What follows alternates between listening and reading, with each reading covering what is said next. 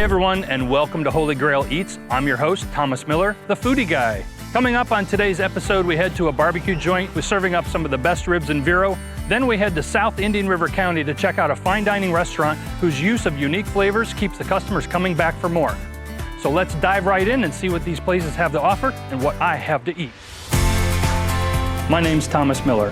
I'm a professional food blogger, and I've been on a journey for the last 6 years to find the best dishes in Indian River County. So join me as we visit a few local hotspots to taste the best that this county has to offer. This is Holy Grail Eats.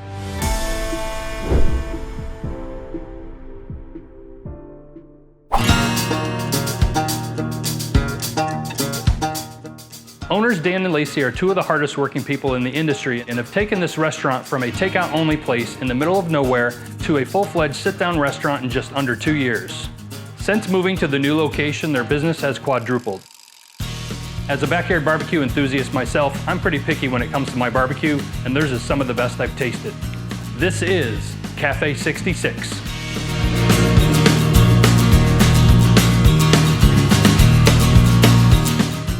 The ribs are amazing, they fall off the bone, and the atmosphere is great, service is great. It's just a local, wonderful establishment. So we come all the way from west of town here just to come in here and eat every night. So we love it here. It's great food. We like supporting Cafe 66 because it's a local restaurant, supporting a local family. The food here is amazing. The guest services is always great. They always do such a great job here. Great food, perfect.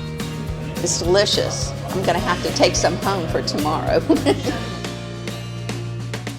Cafe 66 is known for the ribs. So let's head into the kitchen and see if Chef Dan will share any of his secrets with us. Hey Chef Dan, thanks for having me in your kitchen today. Thanks for coming. We're glad to have you. So what are we doing today? Today we're going to be working on our famous ribs, St. Louis style. Great, so what do we got here in front of us? We got our house magic seasoning blend. So what's in the magic seasoning blend? Can I know that? I can't tell you. That's our little secret here in house. So. All right. A little bit of Lowry seasoning salt. Okay. Fresh sea salt, black pepper, brown sugar, granulated garlic. Well, it looks like it's pretty well incorporated. I'm just going to get a little tiny seasoning there, give it a little taste test. Very well balanced, nice and salty. Got some pepper in there. We use a 2.5 to 3 pound St. Louis rib here, always fresh, never frozen. We use quite a bit of rub on these. So it looks like you're very generous with the amount of rub you're putting on there. Yep, exactly. We like to have a little bit of crisp coat on the outside of it when they're done cooking. So hey, our next step is to go to the smoker. Why don't you walk us through that? Sure, what we're gonna do is we'll take these on the smoker. The smoker's already preheated. We'll put the ribs on, and I usually try to smoke them for about 5 to 6 hours, just to where that meat will peel off. Everything will be nice and tender, just about fall off, but not quite. So when you're checking on them in the smoker, how do you know they're done? Does the meat pull back from the bone and show a little bit more bone there? Exactly right. It will pull back a little bit, and once you start to see that happening, that's basically when you take them off. Check out the bark on these ribs, Thomas. Wow, those look amazing. Let me grab a rib here and we'll take a bite.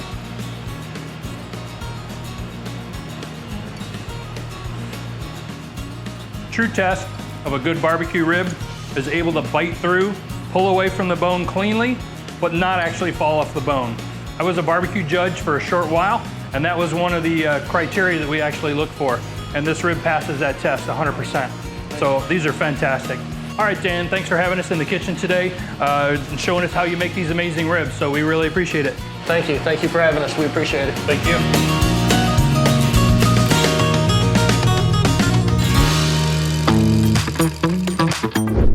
There's a new trend among high-end restaurants opening in unassuming locations without much signage. They want you to seek them out, feel as though you found something special. Chef Chuck's dishes are some of the most unique I've seen anywhere, and his use of flavors and textures is truly unique.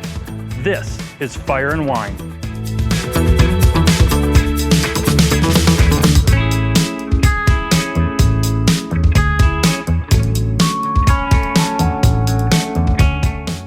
We love coming here. This is our spot.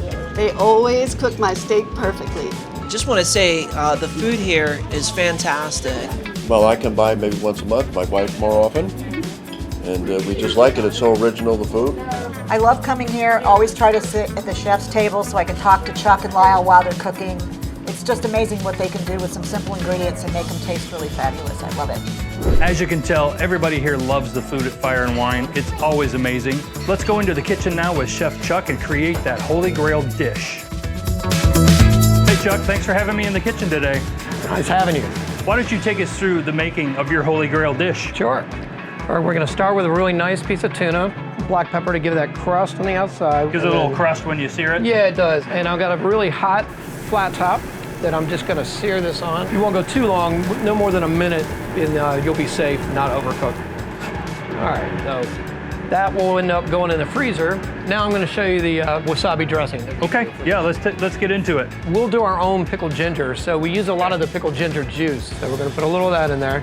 Has a little spice, but not crazy spice. The spice is going to definitely come from the wasabi. And a lot of the sweetness, we make our own soy honey, and it's basically a 3-to-1. Basically, I'll put just a little touch of sugar. Okay. We'll just start it up. While it's running, I'm gonna add a little oil. Okay. All right, and if you want to taste, it's gonna have some heat, definitely. Okay. Give it a taste too. Wow, that's actually very creamy. Yeah, it's got a little heat on the back end, but otherwise it tastes very good. I always like to play with the traditional and then the American kind of version of it. And the American version of wasabi is basically Coleman's mustard. It has the same exact kind of burn and everything. So we just basically have a Coleman's here that I just reconstituted, kind of like the wasabi paste, same idea. We're gonna do a good hit of fresh lemon juice and a good hit of Dijon mustard. You want one really big hit of salt too. Wow. See what I mean? It's got that bitter bite. It's more than wasabi. It really is, yeah. That's probably about 10 times hotter than that right there. Yeah. But together they really work. Kick. Wow. And we've got some basically it's our own slaw mix we do. We'll just drizzle a little of the dressing. Just want to mix it. It holds well too. This is not going to break down because of the cabbage being so sturdy, like you know, a salad or something. It holds the crunch. And so we'll lay down a little soy. And this is a Coleman that's actually in the tube now. Okay. I always like to put a little bed just to give it a base for the wonton. Do the big egg roll wrappers and then cut them diagonally. I think.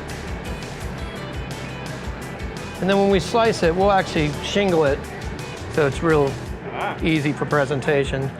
And then we'll do a little chopstick, dead center. And the reason I do the chopstick is to kind of hold the ginger a little above. That is an exquisite looking dish, Chef. Very worthy of the Holy Grail. Thank you.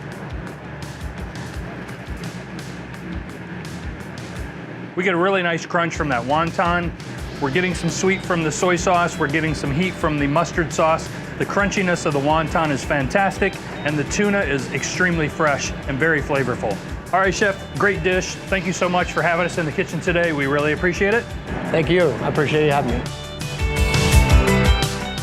That's it for this episode of Holy Grail Eats. Stay tuned for our next episode as we feature more local restaurants and their amazing dishes.